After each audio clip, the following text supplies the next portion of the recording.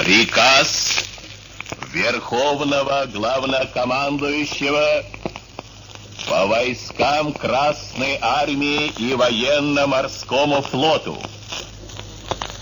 8 мая 1945 года в Берлине представителями германского Верховного командования подписан акт о безоговорочной капитуляции германских вооруженных сил. Великая Отечественная война, которую вел советский народ против немецко-фашистских захватчиков, победоносно завершилась. Германия полностью разгромлена.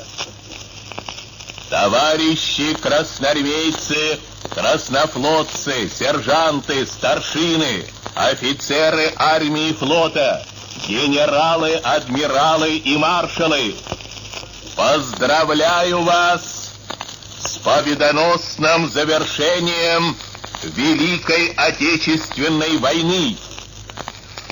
Во знаменование полной победы над Германией сегодня, 9 мая, в День Победы, в 22 часа, столица нашей Родины, Москва, от имени Родины салютует доблестным войскам Красной Армии, кораблям и частям военно-морского флота, одержавшим эту блестящую победу 30 артиллерийскими залпами из 1000 орудий.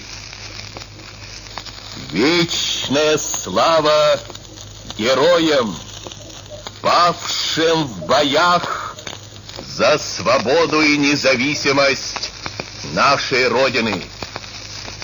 Да здравствует победоносная Красная Армия и военно-морской флот! Верховный главнокомандующий, маршал Советского Союза Сталин.